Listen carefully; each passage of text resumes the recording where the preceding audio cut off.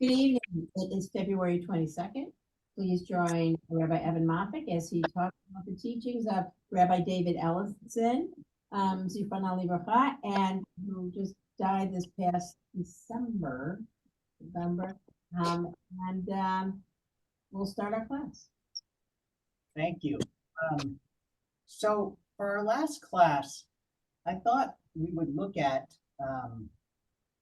a type of Jewish literature that David Ellenson studied and thrived in, and that's quite interesting. And I'm not sure if anybody has studied these before. Has anyone here ever studied Responsa? Responsa. Okay, Vanessa, yes.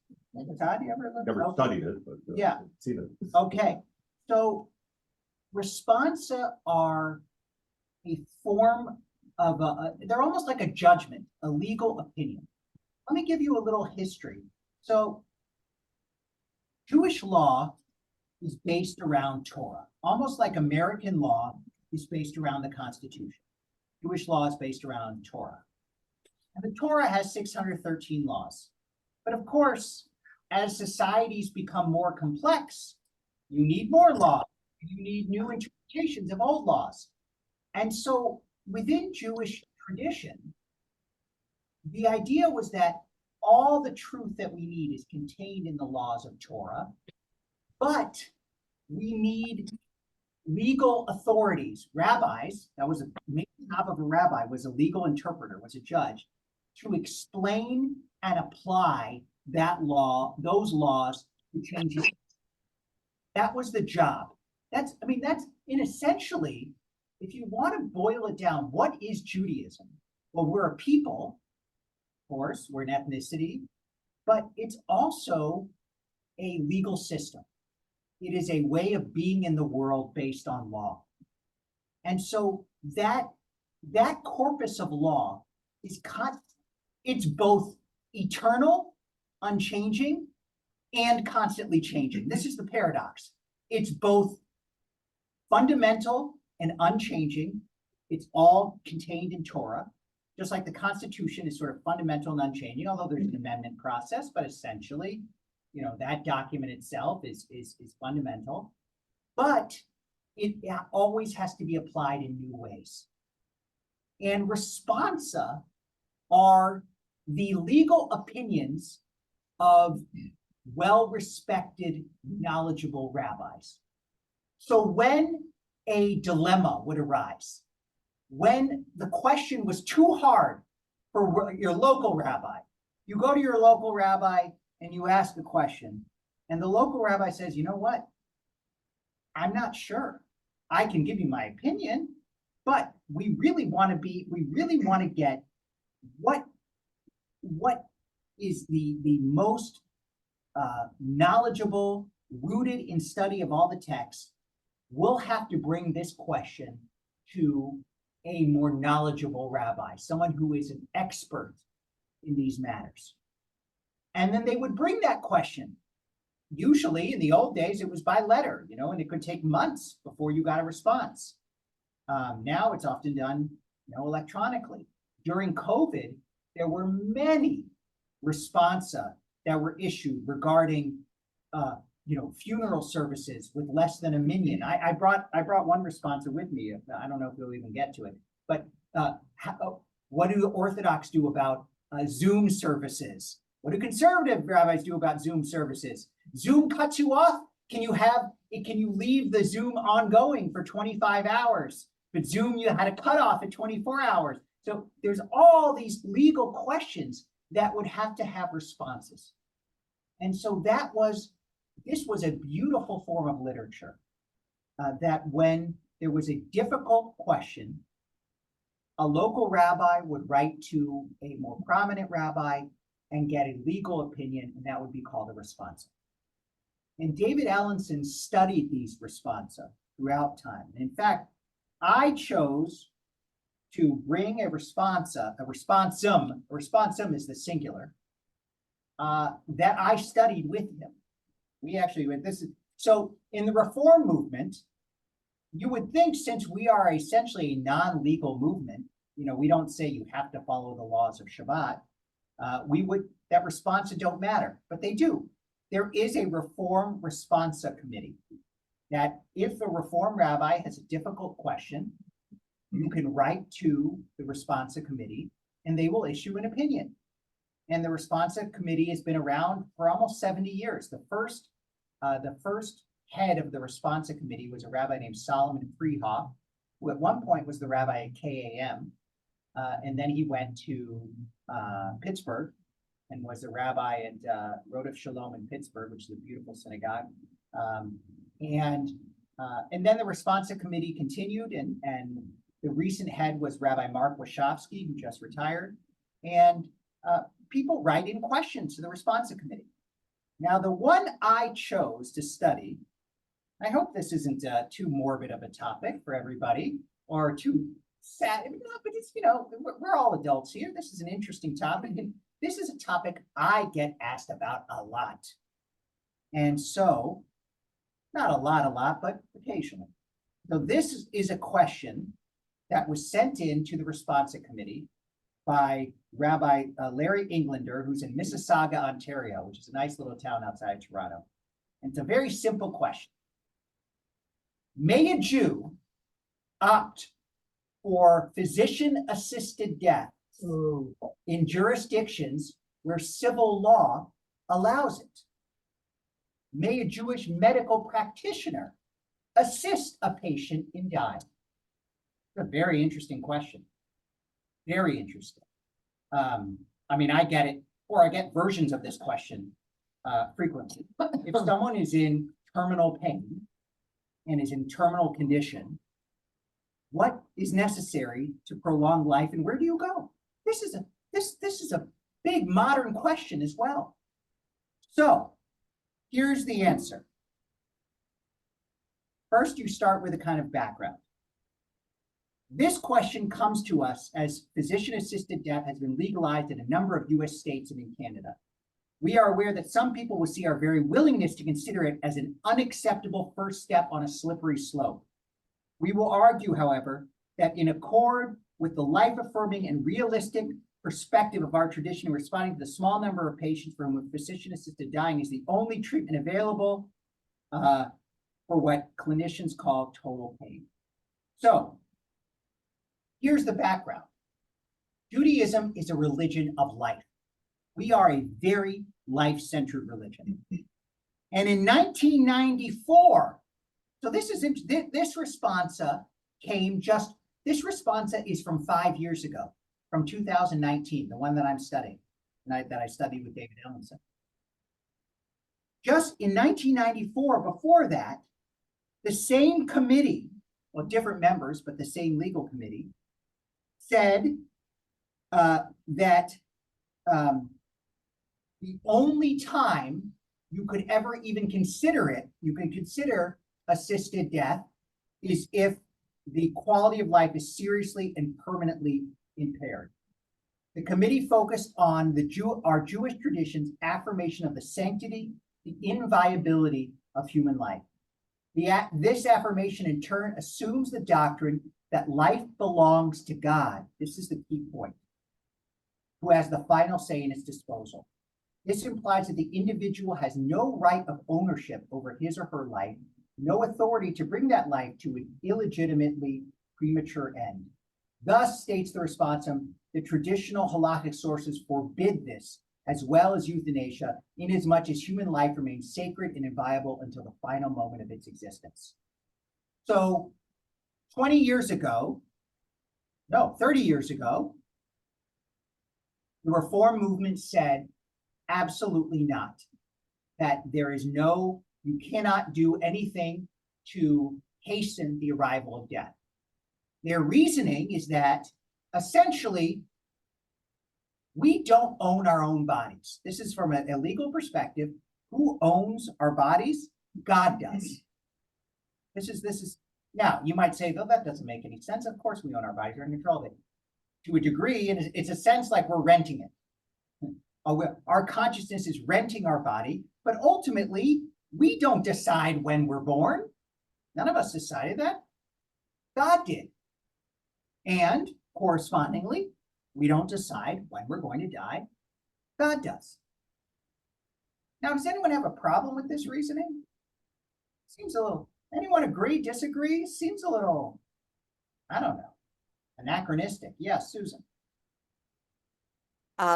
Well, I have two examples of this. We have a very dear friend who is a physician practicing in Phoenix, Arizona, where assisted, it's against the law in Arizona. At any rate, he told Dick and myself when we were with him that on 2 occasions, he had patients, well, he's had patients suffer on more than 2 occasions, but he had 2 occasions where people were in indescribable pain. They had no chance to survive. They were dying a very horrible and suffering death. And he did give them overdoses of morphine so that they would die. I have a suspicion. It was with the permission of the families.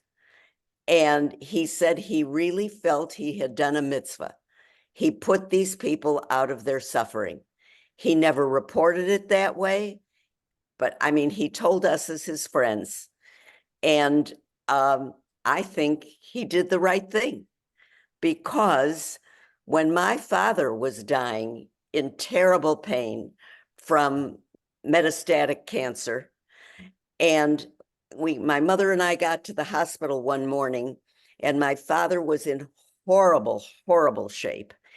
And the nurse, and I said to the nurse, well, have you given him something for the pain? Why is he suffering like this? She said to my mother and I, well, we don't want him to become an addict. The man was dying. And I mean, it was horrible. And of course, we called the doctor right away, and the doctor told her to put him out of his pain. Good points, good points. But at any rate, That physicians have been doing this for a while, that doctors, in a sense, there's a teaching, they actually quote this in the Responsa. This is Joseph Soloveitchik, a modern Orthodox rabbi. Law that lacks tzedakah, that does not draw from the well springs of feelings and tenderness, of heartfelt ways of pleasantness and inner kindness, that is confined by its boundaries and does not break through its borders to go beyond what the law requires. Such law is absolute wickedness. So in a sense, if the law says you have to just endure that pain, that's not just. That's not a just application of the law. The law has to take into consideration our human condition. And that's what that doctor did. Yeah, Todd? So putting it in more theological terms, at least, orthodoxy basically says, based on the Bible, the land is God's, your body is God's, everything, God created it, God owns it, basically. Yeah, you lease it. Yes. Or rent it, as the case may be. Psalm 115, though, says God handed the world over to us, which is a whole different theology. I was wondering if you could comment about that. Yeah. I would say, well, the Psalms kind of contradict each other, because you've got another Psalm that says the earth is the Lord's and the fullness thereof. So, this is how Heschel resolved that contradiction. He said, everything belongs to God, but then when we say a blessing, it transfers ownership to us.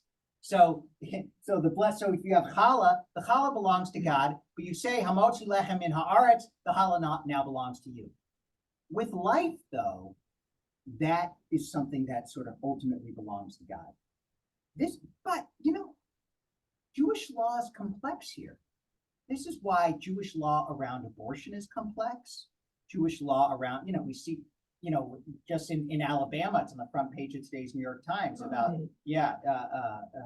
IVF and fetuses being, you could be prosecuted. IVF is covered by insurance in Israel. It's not even covered by insurance here. It's covered by insurance in Israel, and very expensive here. So, there are countervailing forces. But the general principle is that our lives belong to us. Now, this is also quite interesting because this is where, there is a law, it's not often applied. I've had to deal with this with people before, that someone who commits suicide is not supposed to be buried in a Jewish cemetery. Now, this law is not applied. And the reason it's not applied is there is an exception for mental illness. And the assumption is that someone who has taken their own life is not of sound mind, which seems like a fair assumption. That mental illness means they are not responsible for, like, they can't be held culpable for violating that law because they were not of sound mind. They were coerced in a sense by an illness. But the principle behind the law itself is that we have no right to take our own body because it doesn't belong to us. Just like, for example, if you owned this table and you wanted to get rid of it, in American law, you could just smash it to pieces. You could throw it away, you could put it in a landfill. Nobody's going to violate. I mean, I guess you violated a noise prohibition or something, but it is within your right to dispose of this as any way you'd want to. In Jewish law, if it's a usable thing, you cannot. It doesn't really belong to you. It belongs to God. So you have to find either some use for it. Now, if it's permanently unusable, then you can throw it away. But it's this general principle. However, this gets much more complicated when it comes to health and sickness. Now, here's the next part of this response. This is where it starts to get really interesting. While all recognize that medical knowledge and practice have progressed dramatically since the Talmudic period and since the 16th century when these laws were written, significant strides and changes have reshaped the medical landscape even since our 1994 response was written. We regularly adjust our perspective, this is key, and consequently change our practices in light of new information and novel medical technologies. For example, Rabbi Ezriel Hildesheimer, who Rabbi Ellenson studied, ruled that deaf persons categorized halakhically in the Mishnah with children and mentally incompetent persons as exempt from the mitzvot due to lack of understanding could take their full place as members of the community.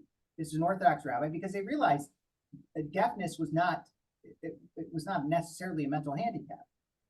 In Hildesheimer's day, experts had long since demonstrated conclusively that with the use of sign language, deaf persons were capable of functioning as full, competent human beings. The same principle that new evidence is grounds for a change in the law also applies to the concept of total pain, a condition identified in 1967 by Dame Cicely Saunders, the founder of the modern hospice movement. Saunders coined the term total pain to characterize the multidimensional nature of the palliative patient's pain experience to include the physical, psychological, social, and spiritual domains. So in other words, we have expanded what our understanding of sickness and pain is. In traditional Jewish law, it was simply physical deterioration. The psychological condition, the spiritual condition didn't necessarily matter. Now it was recognized, but it wasn't given importance. Now we have to look at the patient's total picture, their total view of life.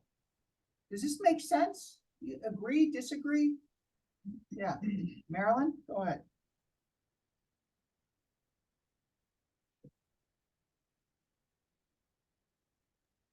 Yes, thank you. Well, I really feel, you're talking about modernity and tradition and the times and the way we view the world. And I'm glad to hear that there's a change in how one chooses to live out their life at a time when they are in that situation. My brother, the judge, whose yahrzeit is in March, and thank you for signing that little note. He died from COVID, and he She froze. his long She froze. Yeah, we didn't get all of it, Marilyn.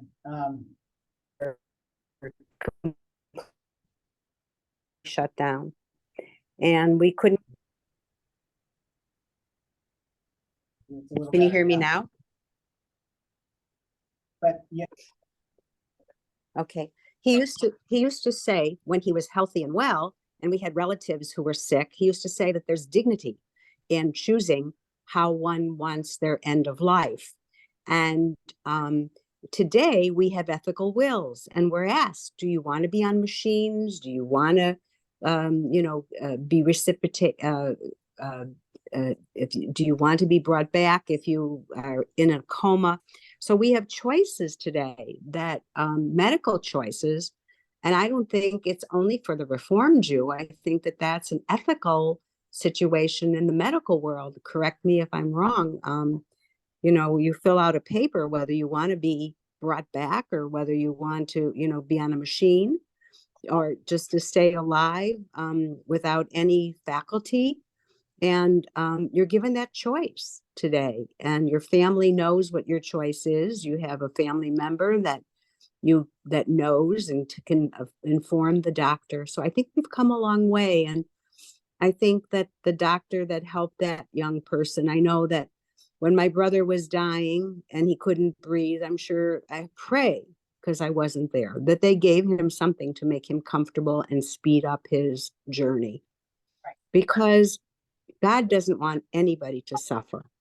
And so the saying that you always say, Rabbi, when there's pain or suffering, God cries too. So I don't think God is the kind of God that wants you to suffer. And so I would then, if I were a physician, I would try to help my patient if there was nothing else I could do to make that patient comfortable.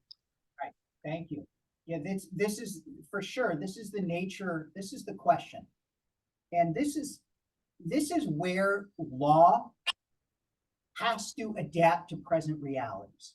So the tricky thing is, Jewish law is pretty clear that you do not hasten somebody's death. So if you are somebody who takes Jewish law very seriously, it is very hard to justify, these interventions. However, this is a point that's made in this responsum. In previous years, there was usually very little time between sickness and death.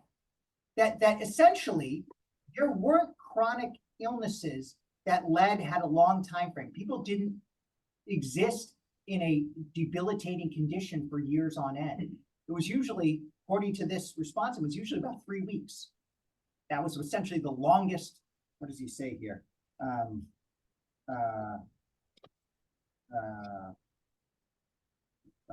It was just, it was a very short period of time that somebody would suffer. But now somebody can suffer for a much longer period. And that's because of the technologies that we have. So this is where law has to adapt to technology. And that is very difficult, and it takes a lot of insight and sources. And this is what a rabbi was supposed to do, was to examine the sources and see, is there a basis? Now, we can all agree as compassionate human beings that we should do everything we can to alleviate suffering, and that if someone is suffering and that suffering is permanent, possible, that we should let that person go. We could probably agree to that on a logical level. But if you are somebody who exists and believes that Jewish law is God's law, you have to figure out, is this keeping with what God intends? And that's not easy. That requires study. Yeah, Marcia. And you need to unmute. I can't hear you. Yeah, hi. I was going to say two things. One, an aunt, my father's brother's wife, after her first child, they discovered ovarian cancer, and she thought she could have another child. They treated it, and then she had another child. And about 10 or 15 years later, came back with a vengeance in her stomach. And it got to the point where 24/7 she was screaming because she was like immune to the painkillers. And so my mother she mercifully finally passed away. She said that my uncle confessed to her that he asked the nurse, she had a 24-hour nurse, to give her something because she was never going to get better. And she was absolutely just, I mean, she was just in her excruciating pain. And I was 14 at the time, and I understood, that this is what Aunt Sarah would have wanted. And then I just want to go back to IVF because my 2 grandchildren were born that way, because my daughter-in-law, a beautiful young woman, is a pediatrician at the National Institute of Health. And she had ectopic pregnancy after ectopic pregnancy after miscarriage after ectopic pregnancy. And she wanted a baby so badly. And I don't know, they must have spent both their good salaries, but they went IVF. And I have this beautiful 5-year-old granddaughter. And then 2.5 years later, she got a baby brother, all IVF. And on FaceTime, we do Shabbat FaceTime. And she held up a picture and that she made at Chabad school. And she said, Grammy, this is Beit HaMikdash. I mean, to me, you want to criminalize something like that, which is life. And I mean, this is a child who will contribute to the Jewish community. She says the Shema, she says the Modani, she says the brachas over the candle, the challah, the wine. I mean, how could this child not have been born? And to me, those who would criminalize that, they would have wanted this child not to have been born. Right, very, very good, thank you. Okay, so now let's get to the point. What do the Jewish sources say? If you go back and look 2,000 years ago, is there a way that we can discern, we can find some basis in the tradition for compassionate hastening of death? Now, this is a tricky question. So what do the sources say? Well, first thing sources say is that actually prayer makes a difference. That there is a teaching from Rabbi Akiva that says somebody who does not pray for healing is actually hastening one's death. So that's interesting. So prayer really matters. They believe in the power of prayer. But then there's a very interesting teaching. This is from the Middle Ages, from Rabbi Nissim Garandi, who's a Spanish rabbi, that he says, this is 1,000 years ago, there are times when the better course of action is to help bring about a person's death. Whoa, wow. Here's what he writes. This is quoting a passage from the Talmud. Neither prays for them to live, nor prays for them to die.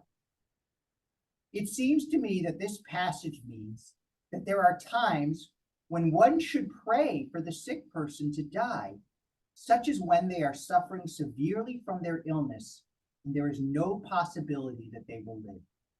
But even in a case where death would be a benefit, the prayer of one who does not visit will not help, even a bit, to bring that benefit. Okay, so that last part is about the importance of visiting. But he's saying that there are cases where sometimes you'd want to pray for a person to pass away peacefully. Now, so he's not saying here, this is interesting, he's not saying one should actively hasten. That's a step too far, even for this rabbi. But he's saying one could imagine the situation where that is a better outcome, or one would prefer that that person dies. So this is very good. Now, here's a very interesting midrash. This is a very famous story, and it's about the death of one of the most famous rabbis of the Talmud, Rabbi Judah the Patriarch. In the Talmud, he's simply known as the rabbi. Now, he got very sick, and most scholars believe he had some sort of intestinal condition. That's their speculation. But here's the midrash. On the day that the rabbi died, the sages decreed a public fast and prayed for divine mercy to let him live. They said, anyone who says that the rabbi has died will be run through a sword. Hmm. Rabbi's maid ascended to the roof and said, the upper realms, i.e. the angels, want the rabbi, and the lower realm, the earth, humans, want the rabbi. They both want, the angels want the rabbi to come and be with the angels, but the people on earth don't want him to leave the earth. And this is the maid. May it be your will, God, that the lower ones will defeat the upper ones. So she's essentially praying here that he stays alive.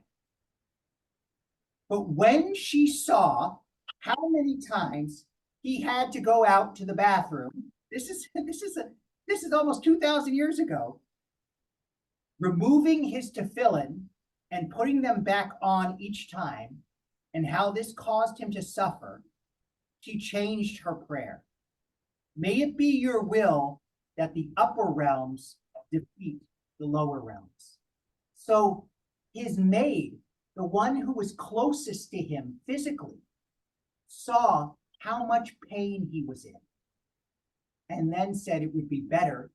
She essentially prayed for his death. But the story goes on.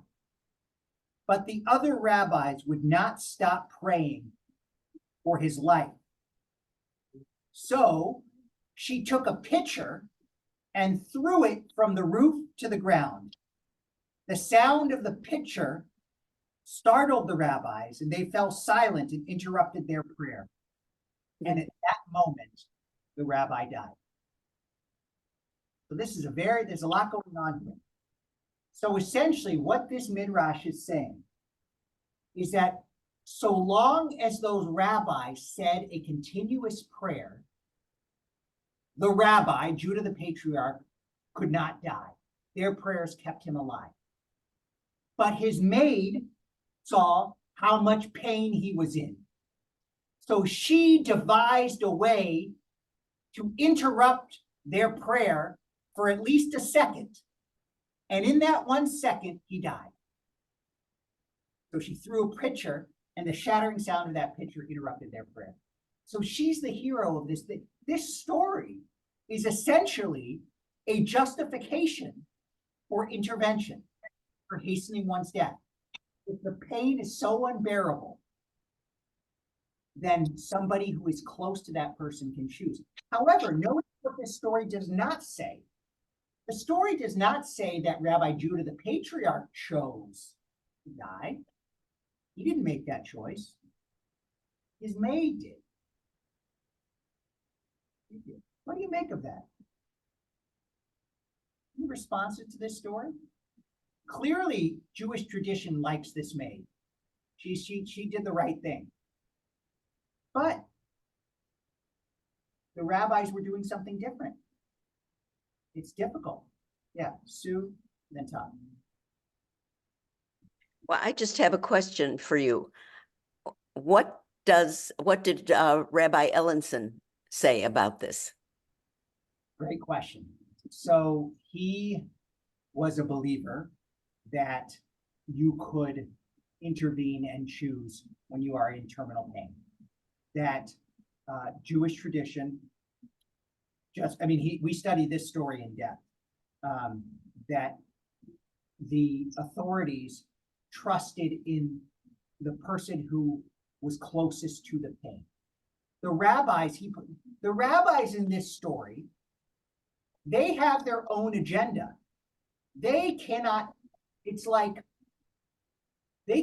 imagine somebody dying, their rabbi dying, because of what would it mean for them. You know, it's interesting. This, again, I'm going to make it a sort of a rash generalization here, but I think it's kind of interesting. Now, in funerals where someone has been sick for a long time, now this is not the case when someone dies suddenly. That's a whole different situation. But in a case where somebody has been sick for a long time, I have often noticed that the people closest to that person, often the spouse, are less emotional at the service than someone who has sort of been at a distance. Maybe it was a business partner or a friend. They essentially display deeper emotions at the funeral service than the person who was closest to the person who died. Now, the reason that is, I think, is that somebody who was closest, they often see how much pain a person is in. They often see, especially in a case of terminal illness, and that's how a lot of people die today. They often after a long illness. That's just the way it is. They see that death is in some ways a relief. And they've come to understand that. That doesn't mean they're not sad. Of course they're sad. But in a sense, they've realized that that person is no longer in pain. Whereas somebody who was somewhat disconnected, it's like, again, this happens sometimes. It's not good when it happens. But I've seen situations where, a child who is not very involved with a parent comes in and starts saying to the primary caretaker, no, we can't do this, we can't do that. But they haven't been intimately involved. And so I think in this case, in the story here, the maidservant is the one who truly knows what Judah the patriarch needs. His disciples, his students, they don't. They just want him alive because they worship him in a sense. So they can't imagine his dying. But the person who is closest to him understands that that's what's needed. And I think that's still true today in the case of terminal illnesses.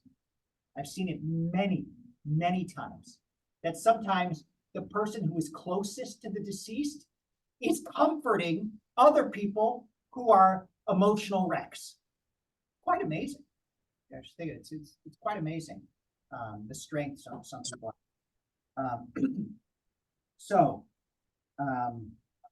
That's, Todd.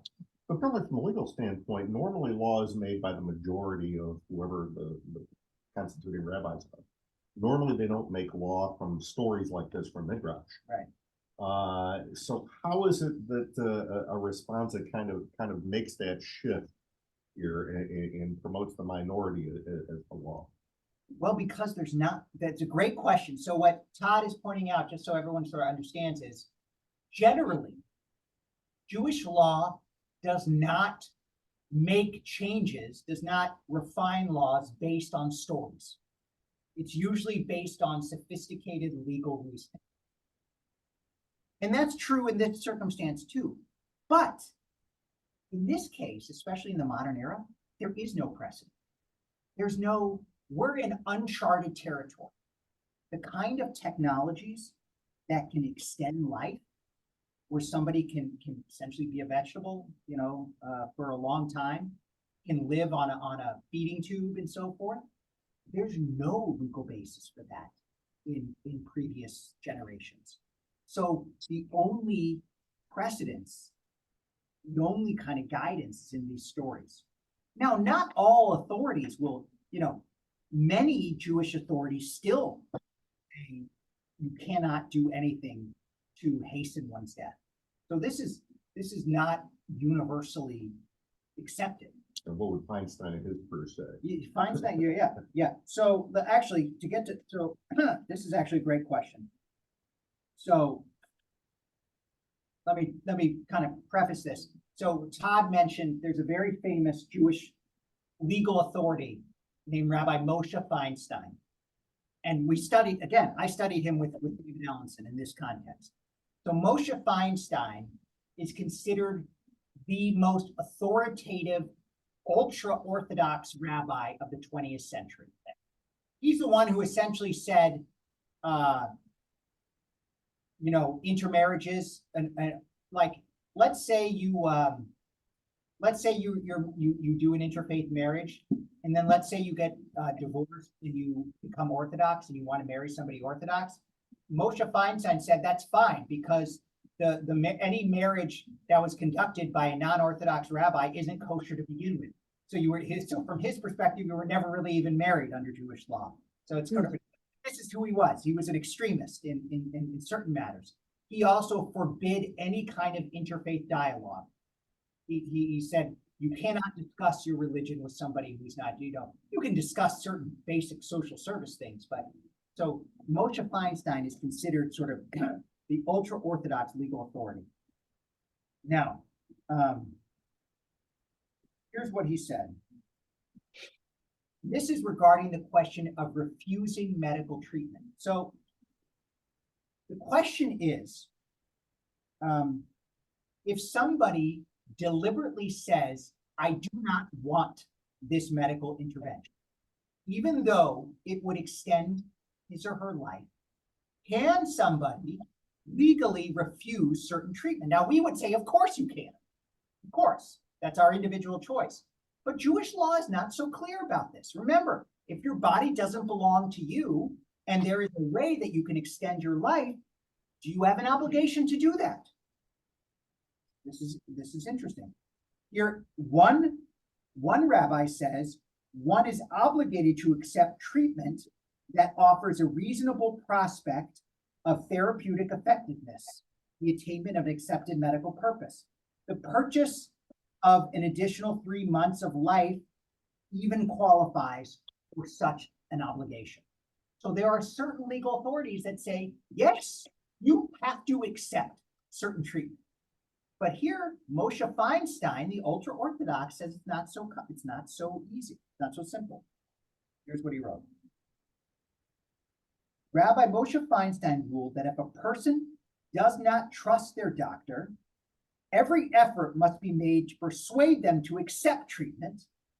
But if they ultimately choose to reject the treatment, they cannot be coerced. He also acknowledged that a person suffering with a grave illness might choose to reject life-prolonging treatment.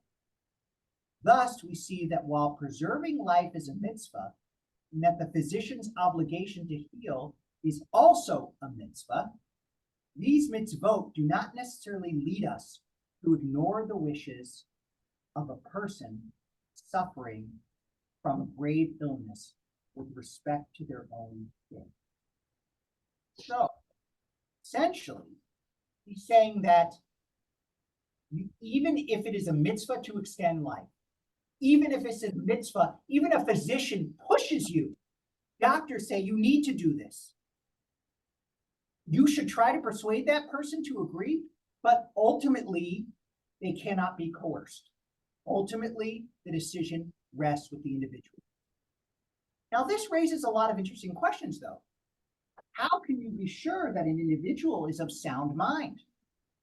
That's it. I remember when these issues first came up, it was in Oregon, in the United States. I think it was about 20 years ago. And the first law, Oregon had passed a law allowing assisted suicide. I think you're Yeah, right. and I might have been working at the Religious Action Center when I vaguely, but I think you had to have a psychiatric evaluation to make sure that you were of sound mind when doing this. That's so that makes sense, right? We've all probably been in pain where we're thinking to ourselves, God, I'd rather die than have to deal with this pain. 1994, Oregon. Yeah. Okay, so it's a little bit even earlier than that. Oh, delayed by lawsuits until 97. Yeah, okay. So we've all probably been in situations where we just felt horrible, but we rhetorically say, oh, I want to die from this pain. But of course we don't. So we have to make sure that this is legitimately an expression of our will.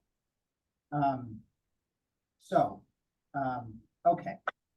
It actually raised a couple of other questions too. What is the obligation of a physician? Now, this physician, Sue, that you mentioned, obviously he has a compassion for life. But there are other physicians who would say, my job is to preserve. Look, I've had many people tell me that they couldn't stand their doctors because their doctors were pushing them to do treatments that they didn't want to do. Doctors do this. They do. Now, of course, in our healthcare system, there's financial incentives for doctors to do this, but regardless, forget about the financial incentives. one doctor could say, it is my obligation to do everything I can to extend life, and I'm going to push it. And so according to Jewish law, that's a legitimate point of view. But also according to Jewish law, a person can reject their doctor's advice. They can say, sorry, I'm not going to do that. So here's Rabbi Mark Wachowski, who's the head of the Reform Responsa committee, writing about this. It's reconceptualizing the very nature of what it means to medical treatment, kind of similar to what you brought up earlier. We begin with the definition of the mitzvah of refuah, which means healing, as understood by Jewish tradition. That duty holds only when it is possible to accomplish it. That is, when the measures to be applied to the patient serve some accepted therapeutic purpose. It follows that if the drugs, surgeries, and other procedures do not serve such a purpose, if they lack therapeutic effectiveness, they are not regarded as medicine, as measures defined as obligatory under our duty to heal. These procedures, to be sure, are not forbidden. The patient's family may wish to accept them on the slim chance that they will do some good, but they are not obligatory because they are not medicine. In other words, if a physician, if someone is saying you need to take this treatment just to extend your life for a little while, or to make you more comfortable, that's not necessary. If it cannot ultimately lead to some sort of cure, it is not considered an obligatory type of healing. Very, very important. The patient is entitled to refuse them or to discontinue them once they are deemed to have lost their therapeutic effectiveness. The standard of therapeutic effectiveness is by no means simple to, it's not always easy to determine. Since terms such as therapeutic and successful treatment are inherently vague and impossible to define with precision. In many situations, it will be problematic, if not impossible, to determine when or even if the prescribed regime of therapy has lost its medical value. Some decisions concerning the non-application or discontinuation of treatment will indeed be difficult to make. On the other hand, the standard of therapeutic effectiveness as a tool by which to make judgments concerning medical treatment allow us to draw some conclusions with moral confidence. In other words, he's saying that there are situations if something is essentially hopeless and there is a possibility to do something to extend life for a few weeks, there's really no obligation to do it. Some rabbis would say there is. Essentially, this would be the idea: when there is life, there is hope. You ever heard that say? When there is life, there's hope. And, For sure. We've all probably heard miracle stories where somebody was, terminal and somehow they healed. I mean, now I always take them with a little bit of a grain of salt, of course. But I believe some people really do believe them. So this is very tricky. See, we are in this is a difficult circumstance because technology is exponentially getting better. Medical technology. I was talking with a young man in the congregation. He grew up in the congregation. He's now 28, 29 years old, and he's a healthcare investment banker. He's doing very well for himself. And essentially, he helps raise money for these startup companies in the healthcare technology space. And the stuff that is possible, it's extraordinary. I remember reading somewhere today that a child born today has like a 50-50 chance of living to 100. I think that's what I mean, there is tremendous possibility for extending life. And so that's great. But then when you can keep extending it without really changing, what's the threshold? If you can extend it for a year, I'd say most of us would agree. If you can extend life for a year, then that's a pretty good treatment to do. But if you extend it for 3 weeks, what if you're in pain that whole year? That's a whole nother question. Quantity versus quality. So according to Ellenson and according to this responsum, you have the right to refuse that treatment. But what if you're not of sound mind? Then who has that right? well, I have dealt with families where there are differences of opinion. That's not fun. It's not easy. That's a whole different situation. Yeah. And oftentimes there's many other factors that come in, but anyways, questions so far? Okay. So you Rabbi? Todd, then Marilyn, yeah. So you personally, with a responsum like this from the Reform, legislative committee, do you follow that automatically, or do you apply it the way you? No, it's essentially, it has a vote, but not a veto. So I'll give you an example. So the Responsa committee famously was either I almost brought that responsum here, but I thought this would be more interesting to discuss. But I think it was in 1994, 1995, the Responsa committee was asked about the question of gay marriage. Is gay marriage kiddushin, which means is it considered essentially a legitimate Jewish marriage? And the Responsa committee voted 5-2 that it was not. This is 1994, 95. So it's not out of the norm. It's not outrageous from a cultural perspective. They said essentially civil unions are okay. So they weren't anti-gay by any means, but they were saying that the Jewish definition of marriage is man-woman kiddushin for the purpose of procreation. So 3 years later, the Central Conference of American Rabbis said, we don't care what the Responsa committee said. We are going to vote to support gay marriage. And it was a pretty overwhelming vote. It wasn't unanimous. So the Responsa committee generally tends to be more conservative than the larger movement. That may not be the case anymore, but at least then it was. Yeah, people are on this committee. I'm just curious. It's like 4 or 5. Yeah, but it's really dominated usually by one person. So there's usually one, in this case, Mark Wachowski, who just retired. So he's still on the Responsa committee though. He's very knowledgeable in Jewish law. And so he's sort of the predominant voice. Are there any women? There are now. There didn't used to be. Rabbi Joan Friedman is on. She's lovely. She's a professor at Pitt, University of Pittsburgh, and so yeah, she's on the Responsa committee. Andy has a question. Yeah, I'm just curious. So I'm unclear. Was David part of this Responsa committee? Oh, I mean, considering his daughter is married to my daughter, I'm thinking, no, that would be interesting. Oh, But but I'm wondering, was he part of this at any point before he passed away? no, it's a great Okay, question. I just was curious. But he was an expert in them. So Right, okay. I'm sure the Responsa committee consulted him on occasion. I'm Okay. sure. But he was more somebody who would interpret and teach Responsa. Right. And he studied, we studied this Responsa with him, but he was really an expert in more Orthodox Responsa. Yeah, that Responsa on gay marriage is sort of like a black mark in the history of the Responsa committee. They don't talk about it much anymore. Yeah. It's very interesting. They were behind the times on that one. They were ahead of their times in some other things, though. It's funny. The Responsa committee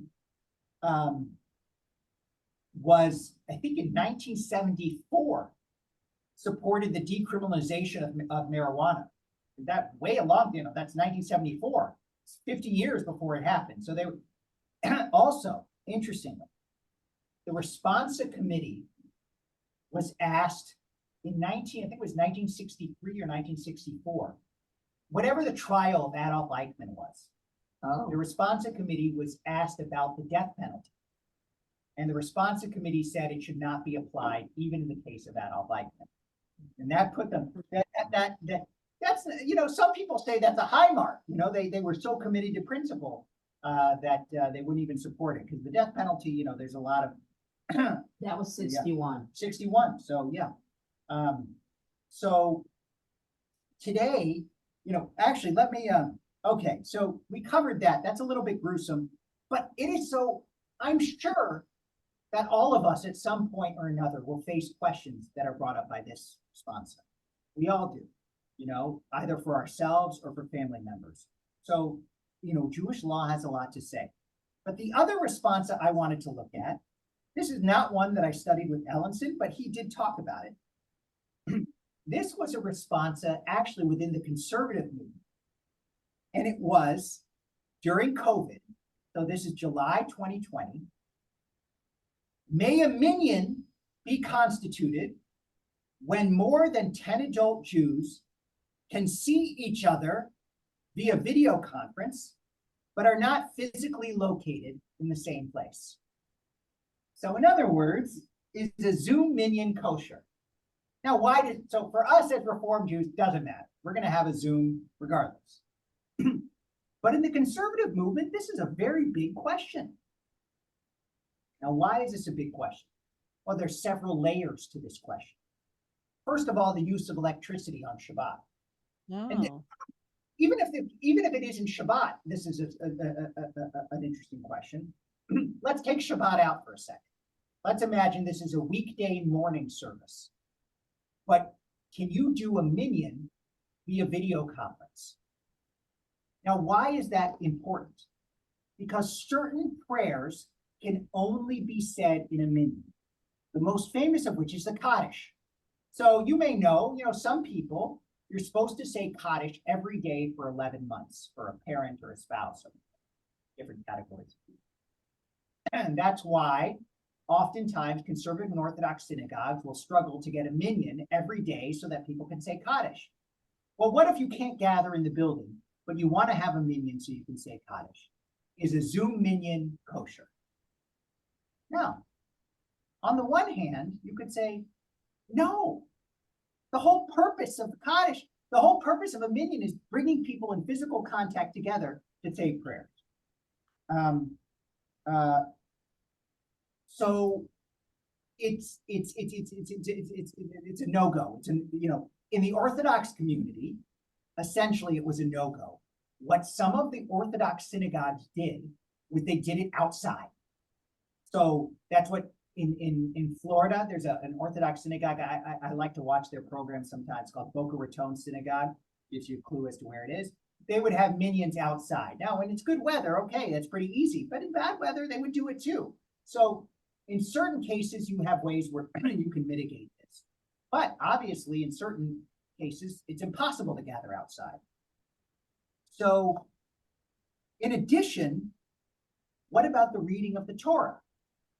Reading of the Torah requires 10 people present. So can you read Torah when it's on video conference? These are interesting questions. So how did they answer this? And what was the reasoning applied?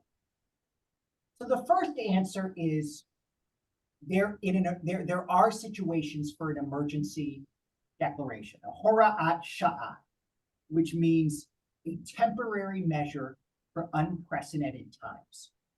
So that is, there are cases in Jewish law where, for extenuating circumstances, and a pandemic certainly counts as that, you can suspend the strict interpretation of the law and allow for flexibility. But this is now in July of 2020, so this is past the immediately worst part. So what are we going to do? It was still bad. It was still bad. Of course, it was still bad.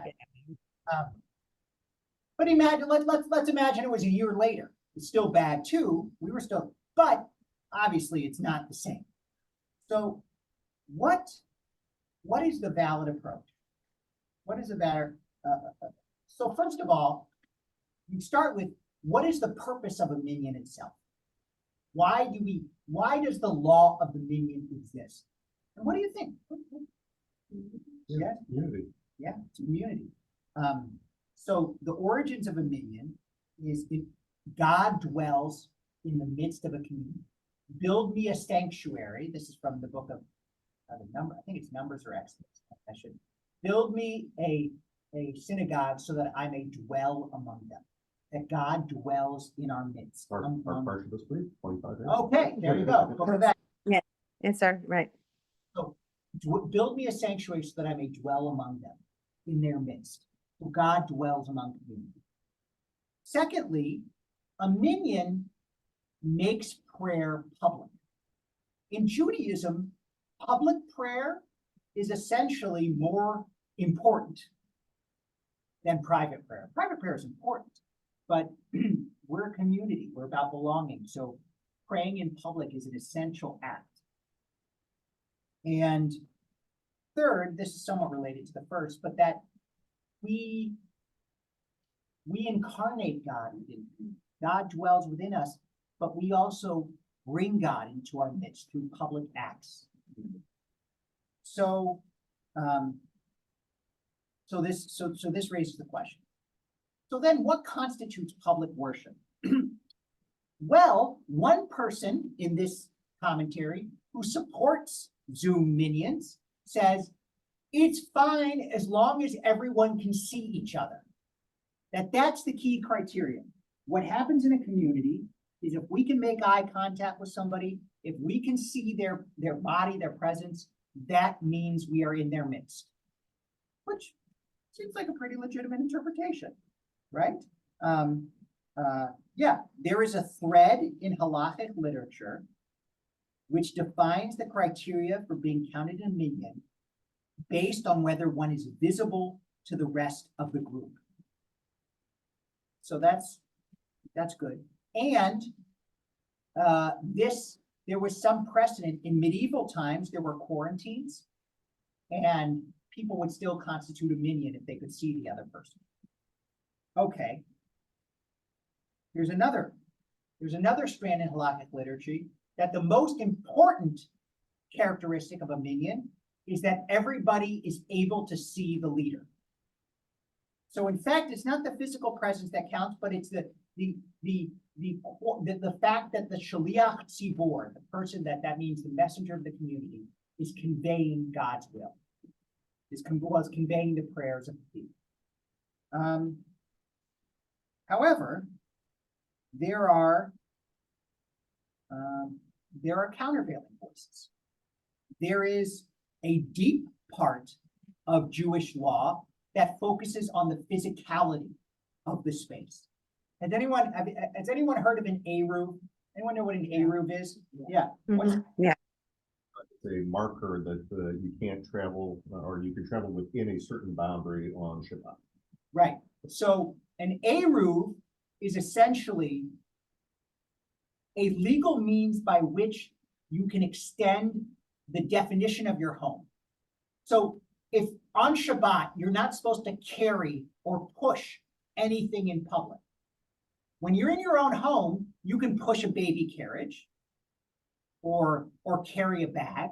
But if you're out in public, you can't do that. What an eruv does is it essentially extends the domain of your private space. Not even a towel spread. Right. Yeah. So an eruv is really essential for carry a child.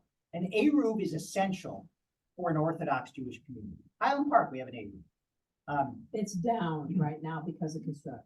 Yeah. Because I had to look into that for That's interesting. someone. I didn't know that. Yeah. But what the eruv clearly is very physical. It's defining a physical space. So there is an idea that, you know what? As a minyan, it has to be in person. Now my watch is talking to me. Oh, we're over time. I didn't even realize it. But okay, let's just get back to the sort of sum it up here. Essentially, the conservative movement came down on the side that Zoom minyanim are only allowed in temporary emergency purposes. And the conservative movement can be very flexible. They said essentially, but every community defines what that emergency means for them. Mm-hmm. So certain communities basically didn't have any Zoom Shabbat services, and other communities had Zoom Shabbat services as long as the Reform movement did. And certain communities today, conservative communities today, have live streaming services. So In fact, I just listened to a recording. There was a rabbi in Maine who essentially didn't do any Zoom during COVID. They did everything outside. And if you're in Maine, that's not fun, No. right? She did Shiva minions at people's houses outside during COVID. But there's a synagogue in New York, Park Avenue Synagogue, which is a major conservative synagogue, that has Zoom minion and Zoom services every day. So the conservative movement had different, but the idea essentially is that all of these views can coexist. Thank you. Maybe we'll do a class on responsa literature because they are so interesting and so complex. I think Yeah. that is a great idea, and of course, it's gonna wrangle you to get that up, but, we do that every year at camp with our oldest kids, and they love it. Okay. Thank you, everybody. Thank you. Thank you. Thank you. Yeah. Thank you. This was interesting. Thank you. It was great. Thanks, Rabbi.